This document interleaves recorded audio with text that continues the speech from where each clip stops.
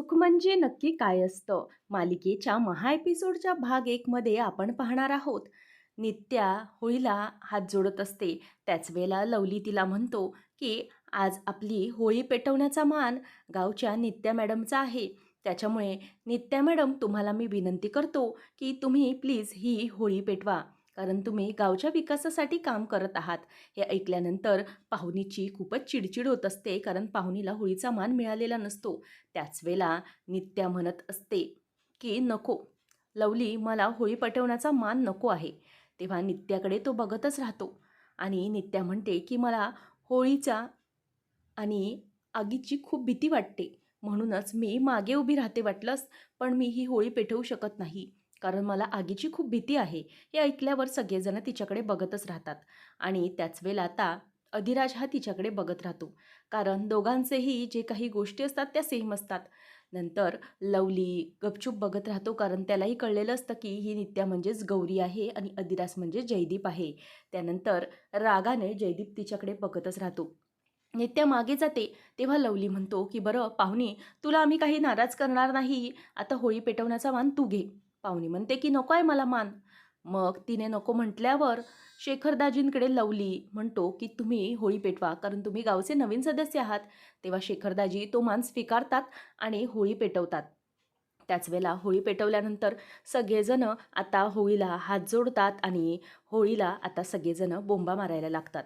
त्यानंतर सगळेजण जेव्हा बोंब ठोकायला लागतात, तेव्हा शेखरदाजी हे होळीला पाया पडून नारळ देऊन बाजूला होतात आणि त्याच वेळेला संत्या आता बोंब मारायला लागतो. तो म्हणतो, की गावचं वाईट चिंतनांच्या नावाने बोबो असं म्हणून तो सगळ्या बोंबा मारायला लागतात.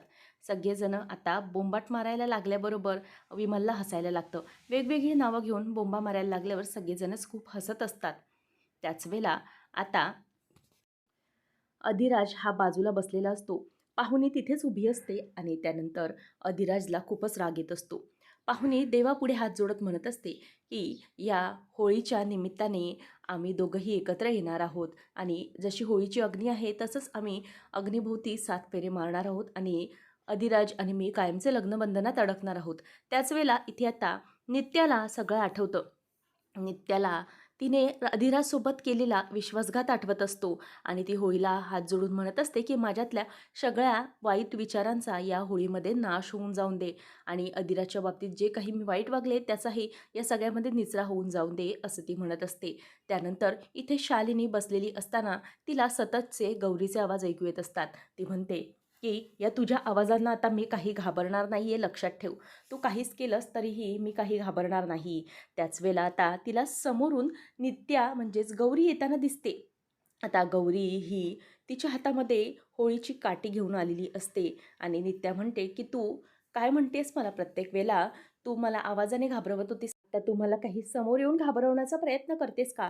असं काहीही होऊ देणार नाही मी." असं शालिनी म्हणत असते. त्याच वेळेला आता गौरी म्हणते, की "काही कर शालिनी, पण तुझा नाश जवळ आला आहे." त्याच वेळेला आता इथे होळी पेटवल्यानंतर सगळे जोरजोरात बोंबा मारायला लागतात.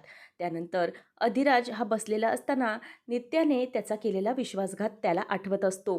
नित्या म्हणालेली असते, की तू दिलेल्या विश्वासघाताचा सूड घ्यायचा होता मला, म्हणूनच मी तुझ्यासोबत प्रेमाचं नाटक केलं आणि सगळ्या गावासमोर खोटं प्रेम असल्याचं नाटक केलं मी. माझं तुझ्यावर कधी प्रेम नव्हतं ना होणार आहे.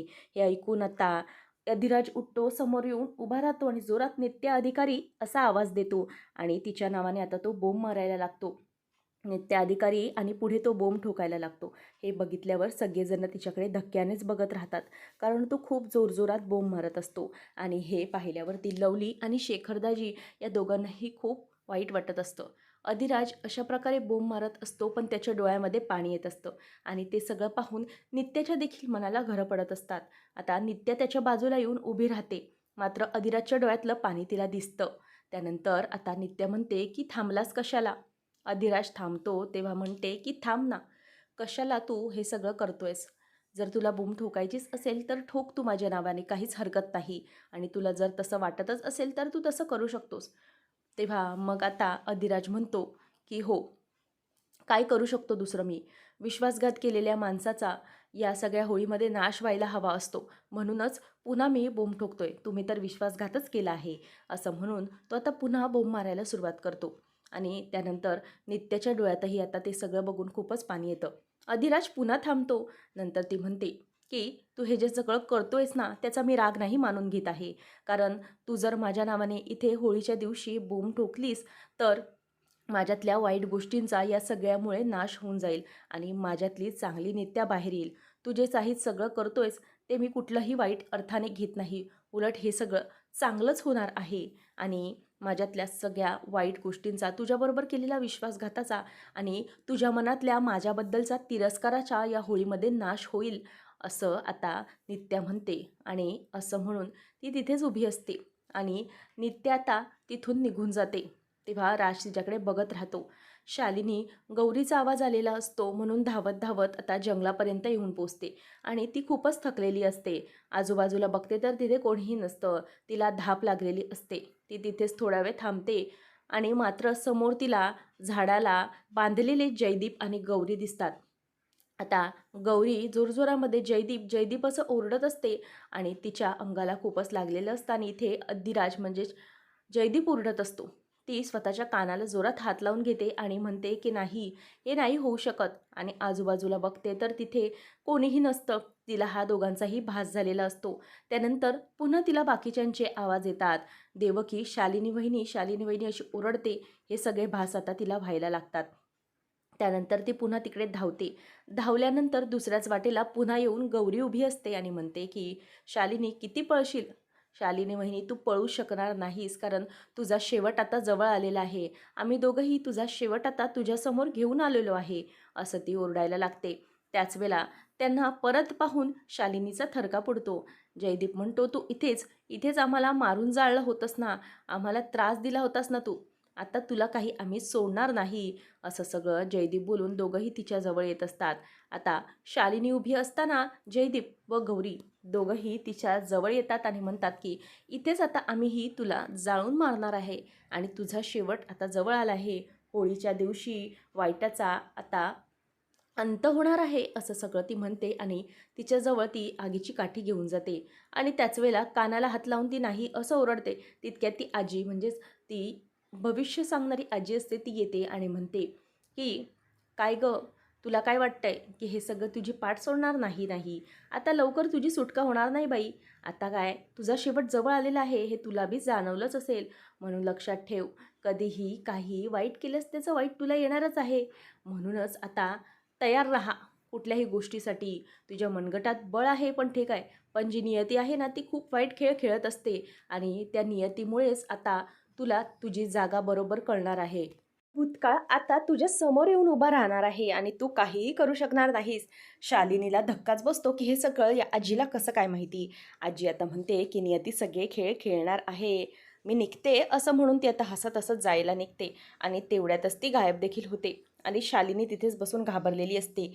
नित्या झोपेत असते. तिला वाईट वाईट स्वप्न पडत असतात आणि तिला मागच्या जन्मातले रंगपंचमीचे दिवस आठवत असतात आणि ज्यावेळेला जयदीप आणि गौरी दोघंही एकमेकांना रंग लावत असतात आणि बाकीची सगळी लोकं देखील असतात. मल्हार, दादा आणि माई सगळेजण असतात आणि सगळेजण एकमेकांना रंग लावत असतात. ते तिला आठवतं आणि ती उठून बसते आणि म्हणते की हे सगळं काय आहे?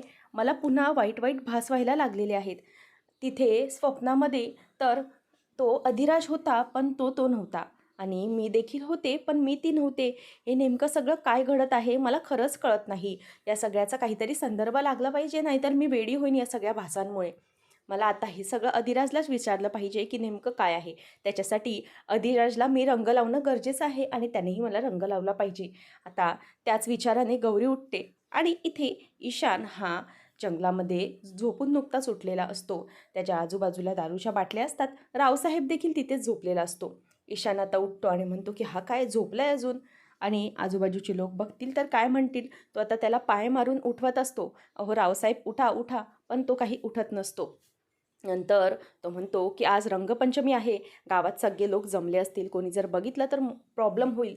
प्रॉब्लेम कसला व्हायचा राहिला आयुष्यात? त्या नित्याने तर माझ्या पूर्ण आयुष्याचीच वाट लावली आहे. पण नाही, त्या नित्याबरोबर आज मी रंगपंचमी खेळणार आणि तिला माझ्या रंगात आज मी अशी रंगवणार आहे ना, जेणेकरून तिला माझ्याशी लग्न करण्याशिवाय दुसरा कोणताच पर्याय राहणार नाही. आणि असं म्हणून तो तिथे असलेली काचेची बाटली फोडतो आणि रावसाहेब दचकून उठतो. तेव्हा ईशान त्याला म्हणतो की किती वाजलेत बघा, उठा चला लवकर, रंगपंचमी आहे आज, असं म्हणून तो त्याला उठायला सांगतो. आणि त्यानंतर इथे गावात सगळे एकमेकांना रंग लावत असतात. आता तात्या आहे बाजूच्या शिरीकाकांना रंग लावतात. तितक्यातच रंगाचे नाम ओढत असताना सावरी येते आणि म्हणते की अहो असे कसे रंग लावताय, आणि ती सगळ्यांच्या गालाला रंग लावते. सावरी आता दरवाजात येऊन म्हणते की पाहुणे अगं लवकर ये, आपल्या मैत्रिणी वाट बघत आहेत. तितक्यातच आता पाहुणी सावरीचा हात धरते आणि म्हणते की तू रंग मला आत्ता लावू नकोस, मला पहिला रंग लावण्याचा अधिकार राजचा आहे. तितक्यात अधिराज हा बाहेर येतो आणि ती त्याला रंग लावायला जाते. तेव्हा अधिराज म्हणतो की थांब, इतक्यात मला रंग लावू नकोस, मला राजावाडीच्या देवीच्या देवळामध्ये जायचं आहे. आणि तेव्हा मग आता विमल म्हणते की हो त्याला जाऊ देत, देवीला धान्य वगैरे द्यायचं असतं, लग्नाच्या अगोदरची रीत आहे ती. मग आता तिथून अधिराज निघालेला असतो आणि जात असताना सावरीला तात्या म्हणतात की अभ्यास करायला ये लवकर. अधिराज म्हणतो की तात्या ती काय होळीच्या दिवशी अभ्यास करणार आहे का? तेव्हा अधिराजला ते म्हणतात की हो शेवटी ती पण माझ्यावरच गेली आहे, पण तू जाऊ नकोस, व्यवस्थित गाडी चालव. आणि इथे गावामध्ये रंगपंचमी ढोलताशे सगळेजण मजा करत असतात, गावकरी जमलेले असतात. तिथेच आता पाहुणी आणि सावरी दोघीजणीही येतात आणि पाहुणी लांबच उभी राहून ते सगळं बघत असते आणि इथे लवली आणि सावरी दोघीजणीही नाचत असतात. अधिराज निघून गेल्यामुळे सगळेजण त्याला शोधत असतात. तेव्हा सावरी त्यांना सांगते की तो बाहेर गेलेला आहे. आता पाहुणीला रंग लावण्यासाठी सगळे येतात, मात्र ती नको म्हणत असते. अधिराज चाललेला असताना त्याचा रस्ता एक बाई अडवते आणि म्हणते की मला जरा पुढपर्यंत लिफ्ट देता का? तेव्हा तो म्हणतो की कसं देणार लिफ्ट मी, मला निघायचं आहे दुसरीकडे. ती म्हणते की बाबा हातात लेकरू आहे म्हणून. मग आता ती त्याला पुढे सरकायला सांगते आणि बसते आणि त्याच्या अंगाभोवती हात टाकून बसते. तेव्हा अधिराज म्हणतो की ओ बाई काय करताय काय तुम्ही? ती म्हणते की अरे हातात माझ्या लेकरू आहे आणि मी पण पडले तर लेकरू पण पडणार म्हणून आधार घेतला, असं म्हणून आता ती निघालेली असतात. आणि ती म्हणते की तुला माहिती आहे आमच्या गोट्यात एक गाय आहे, खूप मारकी आहे, कोणाचाच हात चालत नाही बघ. इथे लवली आता वसुंधरा देवीच्या बॅनरला कलर लावतो आणि सगळेजण आता त्याच्याकडे बघून हसत असतात आणि तो खाली उतरतो आणि पुन्हा नाचायला सुरुवात करतो. पाहुणी मात्र एकटीच बसलेली असते. पाहुणी कोणाकडूनही रंग लावून घेत नाही, कारण अजूनही अधिराज आलेला नसतो. त्यानंतर आता ती गप्पा मारत असते. गप्पा मारता मारता अधिराजच्या लक्षात येतं की हे काहीतरी वेगळंच प्रकरण आहे. नित्याच्या गप्पा मात्र चालूच असतात आणि ती म्हणते की त्या गाईची आणि माझी ना सोबत म्हणजे 700 जन्मांची सोबत आहे. असं म्हटल्यावरती आता अधिराजच्या लक्षात आलेलं असतं की ही म्हणजे नित्या आहे. आता तो म्हणतो की नित्या खाली उतर. तेव्हा ती खाली उतरते आणि म्हणते की मला तुला रंग लावायचा होता म्हणून मी आले होते. आता ती त्याच्या गालाला रंग लावते. रंग लावल्यानंतर आता तो तिच्याकडे बघतच राहतो आणि तो म्हणतो की काय गरज होती मला तो रंग लावण्याचा? आणि ती म्हणते की होती गरज, मला लावायचा होता रंग तुला, मला काहीतरी शोधायचं आहे. तेव्हा आता तो तिला ढकलायला जातो आणि ती पडते आणि पडता पडता तो तिचा हात धरतो आणि पुढे खेचतो. त्याच्यामुळे आता अधिराजच्या गालाचा रंग हा नित्याच्या गालाला लागतो आणि नित्या आता गालातल्या गालातच हसायला लागते. हे सगळं पाहिल्यावरती अधिराजला तर रागच येत असतो, मात्र हे कसं घडतंय याचा त्याच्या मनामध्ये विचार सुरू असतो. नंतर मात्र नित्या खुशच असते, कारण पहिला रंग हा अधिराजकडून लागलेला असतो आणि तोही गालावरून. म्हणूनच आता अधिराज हा तिच्याकडे बघायला लागतो. नित्या म्हणते की तू विचार कर ना, हे सगळं काय आहे? आपला रंग एकमेकांना कसा लागला जातोय आणि आपणच का? तू विचार कर या सगळ्याचा. मी तर खूप विचार केला आहे. त्यावेळेला तो तिला काहीच बोलत नाही आणि त्यानंतर स्वतःचं हेल्मेट घालून तो गाडीवरून निघून जातो. नित्या विचार करते की अधिराज काहीच बोलला नाही, याचा अर्थ त्यानेही कसला तरी विचार केलाच असेल आणि त्यालाही काहीतरी पटलंच असेल. मालिकेचा भाग 2 थोड्याच वेळात चॅनलवर अपलोड होईल. चॅनलवर नवीन असाल तर नक्की सबस्क्राईब करा.